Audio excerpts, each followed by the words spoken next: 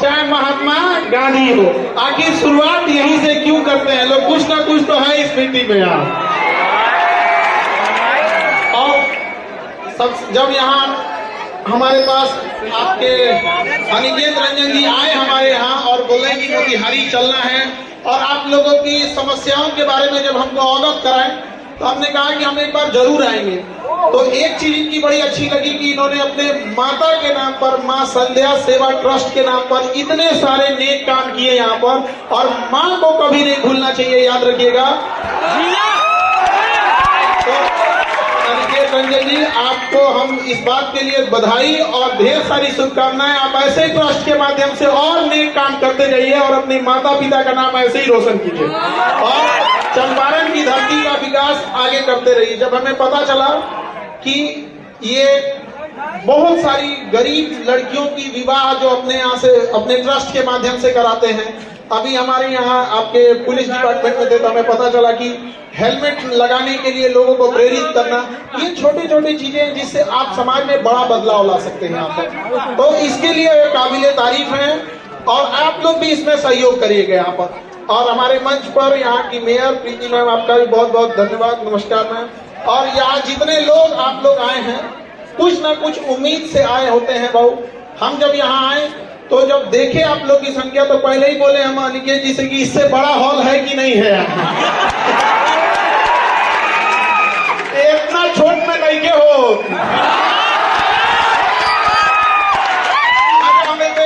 बोल के जाते नहीं कि अगली बार आए तो एक से बोर्ड वाले मैम तो लोग व्यवस्था करके रखिए। अनिकेत जी, हम इस बार का वचन देके जाते हैं, बहुत जल्दी हम दोबारा आएंगे यहाँ पर। एक वर्ष के लिए लगा ही नहीं कि हम कहीं दूसरे जगह आए हैं यहाँ पे। कसम बताते अगर कल क्लास नहीं रहता तो आज हम यहीं रुक जाते हैं। और यहाँ पे अगला जो भी जगह होगा आप देखिएगा सर, गांधी मैदान है यहाँ, एकदम वहां पे गांधी मैदान आना है हम लोग को। देखिए हम आपके शिक्षक जरूर हैं, लेकिन हम आपके चीजों को उतनी ही बारीकी से जानते हैं जितना आपका सबसे जिगरी दोस्त जानता होगा। इसलिए हम आपकी अच्छाइयों को भी जान रहे हैं, खराबियों को भी जान रहे हैं, इसलिए हमारे सामने होशियारी नहीं करना लोगे। हमको यहाँ आने में लेट हो गया क्योंकि हमेशा क्लास में हम दूसरे को डांटते रहते हैं, क्लास कैसे लेट हो गया। अब हमको चूंकि पटना से आना था, हम ही को लेट हो गया।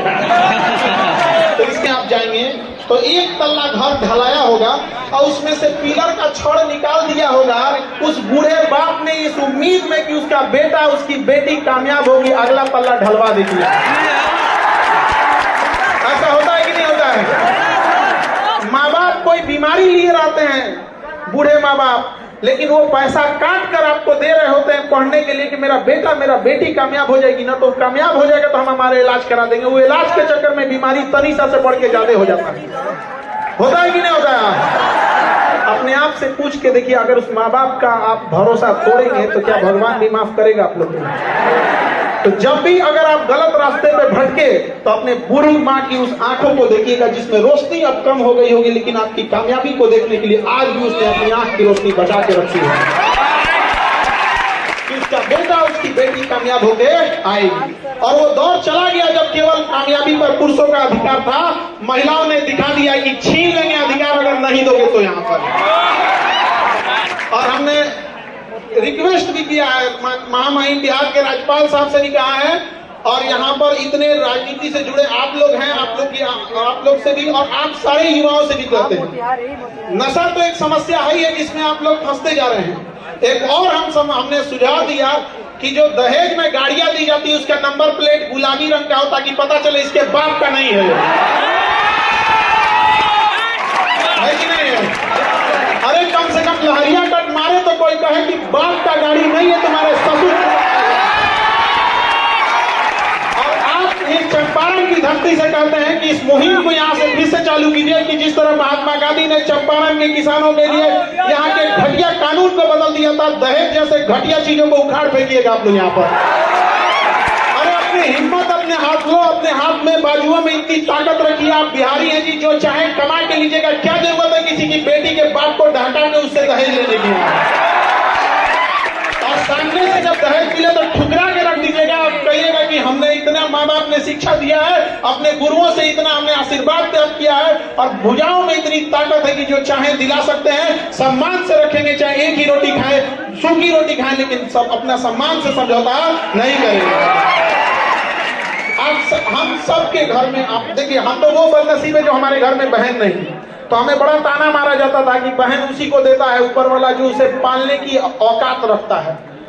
तो हमने क्या किया ना, रक्षाबंधन में दुनिया में सबसे ज्यादा राखी हमें बांधी जाती है, और हम खुशनसीब है कि पूरी दुनिया में हमसे ज्यादा राखी किसी को नहीं बांधी जाती होगी। और जब राखी बंधवा लेते हैं ना, तो वही राखी लेके उठता नहीं है हाथ, और छत पे जाते हैं जब अंधेरा हो जाता है तब, और उस ऊपर वाले की ओर देख के थोड़ा चिढ़ाते हैं, क्या हो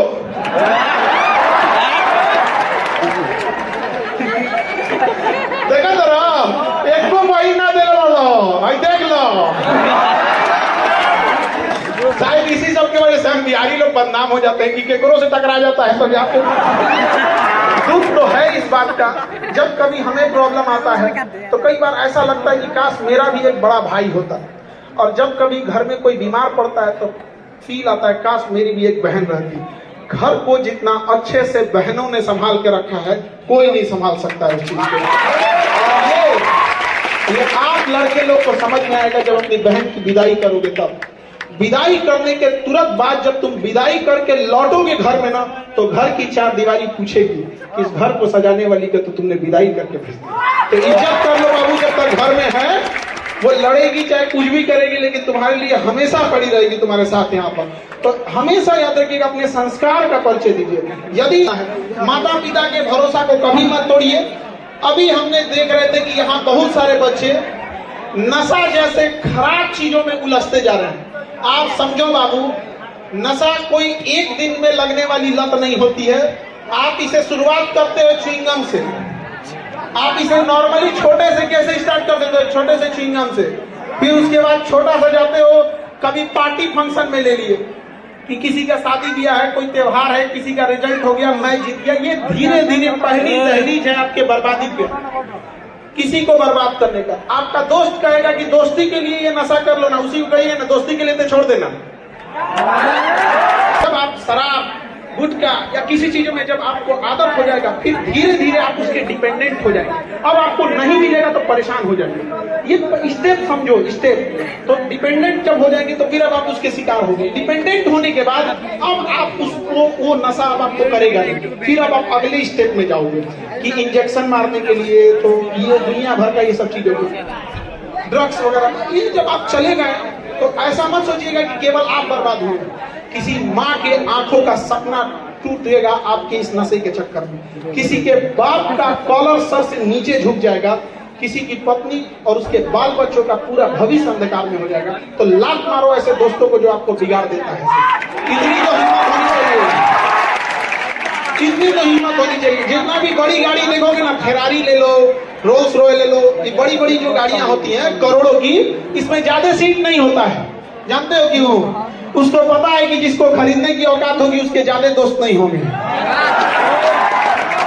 है कि नहीं? बदलिए इस समाज को। आप लोग युवा हैं, अगर नहीं बदल सकते हैं तो धिक्कार हो जाएगा ऐसे युवाओं के ऊपर। अपने आप को बदलिए, इस गरीबी से निकलिए। आपको यही एक एज है, ये आपके जीवन का सबसे बहुमूल्य एज है। इस एज को मत गवाइए, अपना पूरा जी जान लगा के झोंक दीजिए इस चीज को पढ़ने में। देखिए, किसी के माता पिता गरीब होंगे, किसी के माता पिता मिडिल क्लास होंगे, तो ये मत देखिए आपके माता पिता गरीब हैं या कैसे। आप गरीब घर में पैदा हुए तो आपका कोई गलती नहीं है, लेकिन अगर आपके माँ बाप गरीब घर में मर गए तो केवल आपका दोष है। इसलिए जी जान लगा दीजिए। और क्यों नहीं कर सकते?